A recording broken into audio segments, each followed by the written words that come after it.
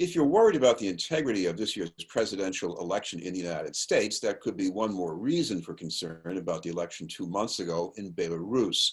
The official result was another term for Alexandra Lukashenko, who's been president there for 26 years. But the results also being challenged by a long series of protests, mainly in the streets of Belarus, but also by immigrants from that country in places such as Boston. To tell us about their part in the protest movement are two members of Belarusians in Boston, Darya Belawusova and Andrei Tsarou. Thank you very much for being with us. I want to start with Darya because a lot of these protest actions in Boston have been around the statue of someone who I grew up with as a heroic figure in Americans' War of Independence, Tadeusz Kościuszko. Tell me a little bit about him because he is a figure in Belarus too. Thank you so much.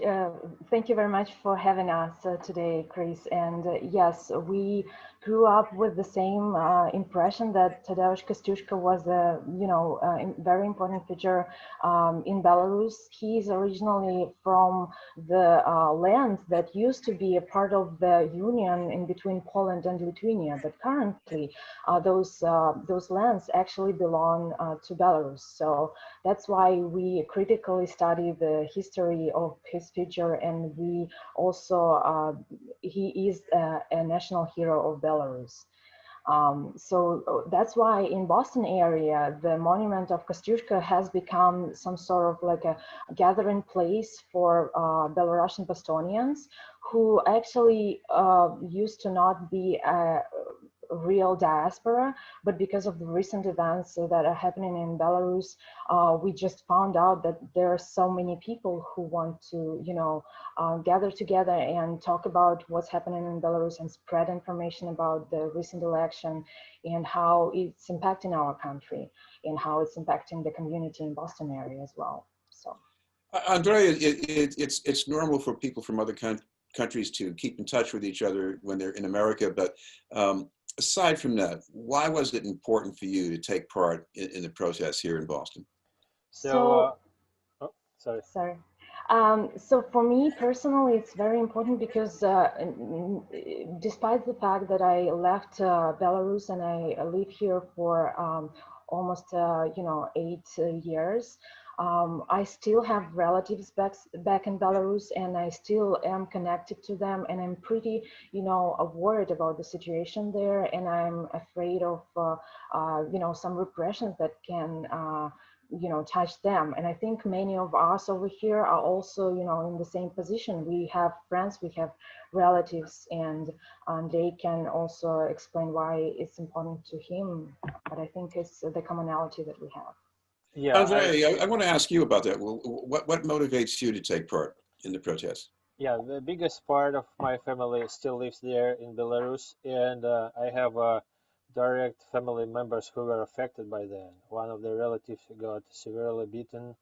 He was just coming from a job home. He did not attend any protests, but that day the government special forces were capturing people like everywhere, just like complete strangers. Like they were in neighborhoods and just like pick up random people walking with dogs, like coming back from work. And then what happened next? It was just massacre. They were tortured, beaten, and it looks like there was an order to physically injure as much people as you can and demotivate them to participate in upcoming protests. So they make the lesson to all the opposition and protesters those first days after election.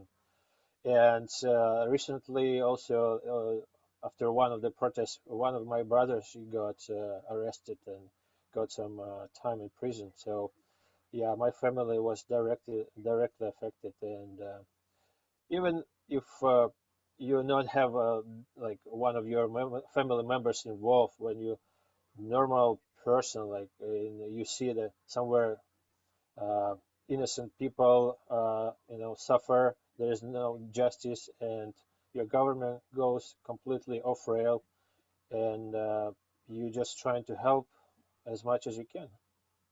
Andrei, as you mentioned, there's a lot of repression going on. I think practically all of the top leaders of the opposition to Lukashenko have either been been locked up or they've left the country. And yet, just on Sunday, there are 100,000 people out on the street again in the capital, Minsk. I mean, what keeps that going? So it has something to do with like a recent event, right? Because historically, protests happened before as well, right? But at the beginning of his presidency, he already crossed the border, right? So he had to kill some opposition leaders, and basically the rest of the oppositions back then, they fled the country, right? So since then he was keeping like an eye on any person who can become leader and immediately like mitigate that attempt. So with time, people were hopeless, and those protests wasn't that massive because they didn't see any positive outcome of whatever they can do, because government can suppress whoever. And again, government does not allow any financial, investment in protests, so they cut this, and without money you can't do anything either.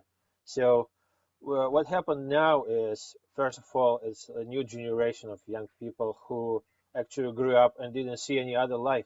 26 years Lukashenko is in charge, so somebody born and didn't see any other president any other time. And so those people are taking their information not from government media but from internet, and they know more or less what's going on.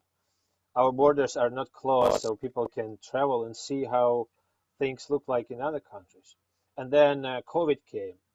So what happened during the COVID, the government who is like taking uh, who is affecting any single aspect of your life, they stepped away. So for you to understand, government decides like when school starts. School should start like at 9 o'clock, not 8, because president's son goes to school. They decide what's media you should read, or what's president to love. So it's you feel it everywhere. And then when COVID came, government stepped back and say, you know what, there is no COVID. It's all conspiracy. It's all scam. So keep working, keep doing what you're doing, and you will see I'm right. And as everywhere, people started dying because they had no medical supplies, no treatments, nothing. So what people did, they organized and started helping each other. So since there were no leaders, people were just organizing in different towns, in different groups of interest, like geographical locations, and they were buying like supplies for hospitals, right? They were helping each other. They were supplying food for first responders. So, and after that, they started like feeling like there are a lot of us who can uh, do something. So when election time came, they actually were very serious about taking care about election as well. So they were supporting some of the candidates, and government was not ready. They were not ready totally, and the only way to mitigate that threat they found was to put them in jail. And as you know, the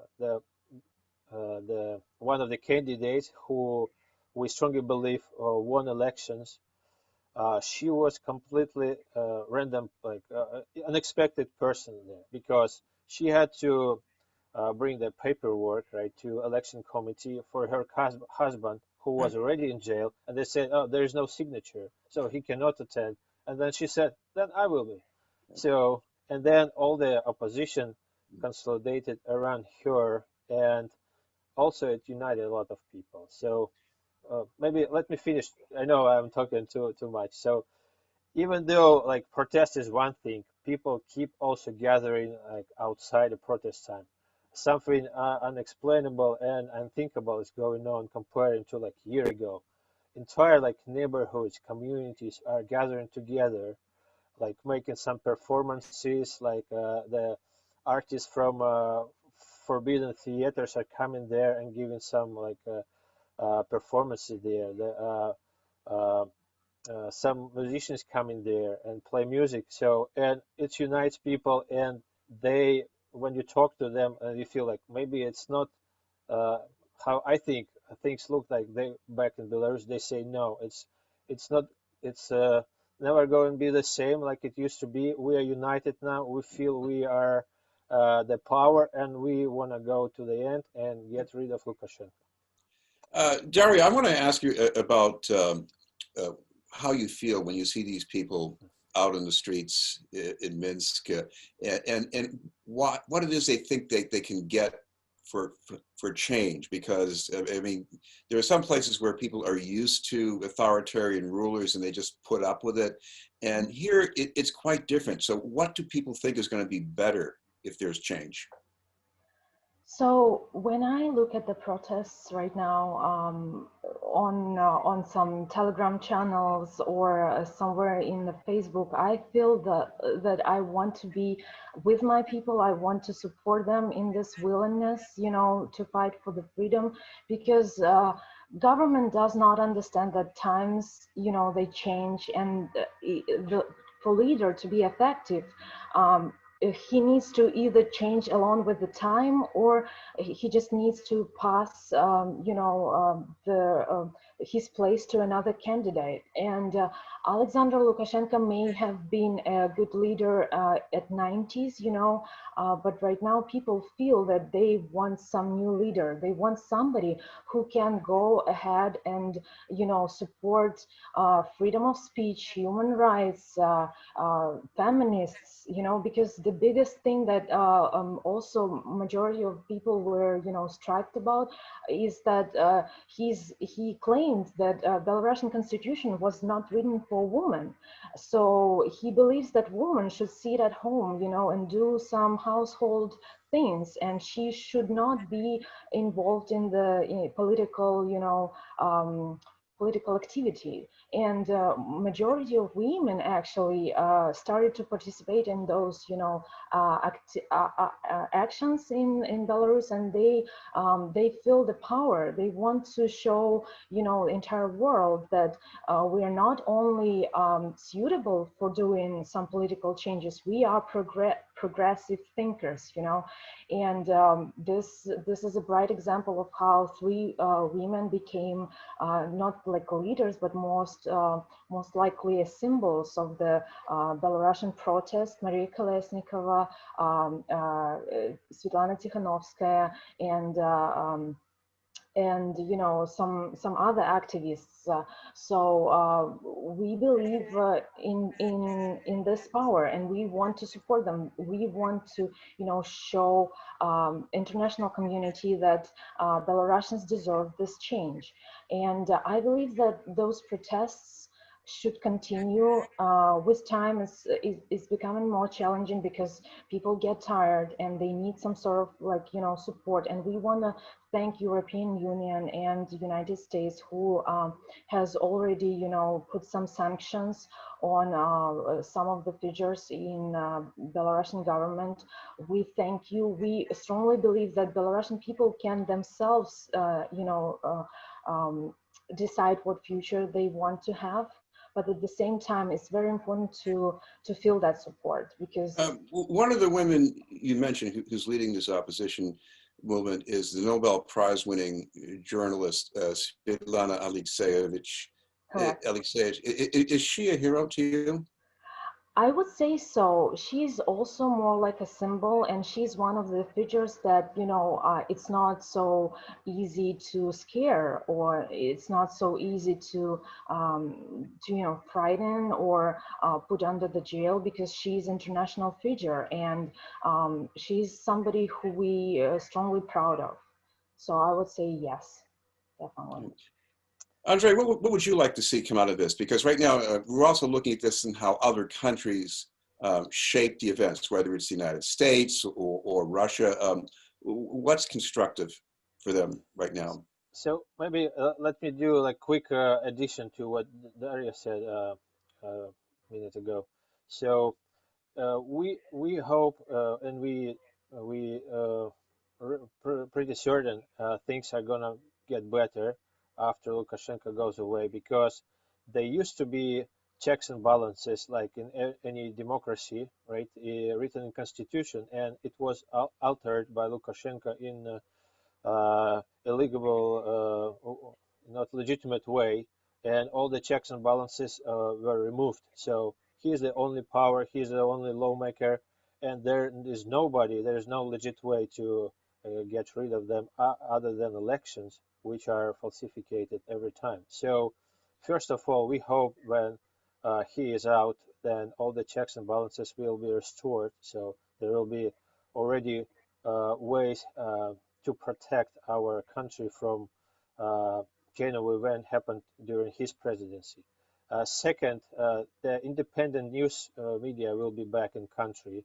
And third, I think Parliament will be finally representing people, and Parliament will be lawmaker, right? So, and there will be dialogue between people. And when it's dialogue, you're pretty confident things should be better.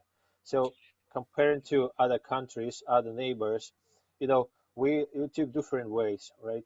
After Soviet Union collapse. So what happened in Belarus? Then, you know, in Soviet Union, everything which was private, they made it like it belonged to Commonwealth, right? So there was no private factories, no private plants, no private farms. It all belonged to people. So after Soviet Union collapsed, it became private again. And some people who had access to that to those goods, they suddenly became very rich people. And it was a very hard times back in 1990s, where around all those goods they were like gangs of mobsters. You know, they were killing each other, fighting for a power, and somehow the situation settled. Right, there are really rich people in Russia and Ukraine who can affect what's going on there. And this is not a case to in Belarus. It still belongs to government mostly, right? And it's not, when it does not belong to you, it's not being managed properly, right? So that's my difference. So we all this protest really now represents not somebody's money, not somebody's like will or wish. It's really people just organizing. And if you look at what they demand just democratic elections, so we can talk, we can see who is good candidate, we can see his program, we can hear debates, different opinions, and then sure, this person will become president. Well, finally, Daria, we should mention that if people want to find out more about the movement here in Boston, I think you have some social media presence. So how can people find that? So we have Facebook page Belarusian Boston, and people who are interested in recent event, they can go to that page. It's open for public, and they can find the scheduled events that are going to happen in Boston. And we also have decided to provide weekly meeting next to Kościuszko Monument, where all people who feel not indifferent, can come and support us. The most, the next action that is coming would be held on October 10. This time we would gather next to the State House around 2 p.m. and we invite all women actually to support Belarusian women. We want to do a march along the Greenway Park and just bring flowers, dress up in white, and show support and show you solidarity with Belarusian people. We truly believe that this can change the situation back there. Andrei, so what should people in America be doing right now? Yeah, so generally the entire protest is Belarusian people taking care about themselves, right? If you draw, you're helping yourself. But how you can help is stop helping Lukashenko, because despite of all the sanctions, Lukashenko still uses help from America, from Europe. For example, they use Canadians' water cannons against protesters, even though Lukashenko government was under sanctions, so you couldn't sell. So they use Ford pickup trucks against protesters. They use like Czech flash grenades. They use American software to block access to internet. So if you just will follow what you agreed on, with what we in America agreed on, and in Europe stop supporting a regime, that would help a lot. Well, thank you both very much for joining us. That was Darya Belavusava and Andrei Tsarou from Belarusians in Boston. We'll have more news in just a moment.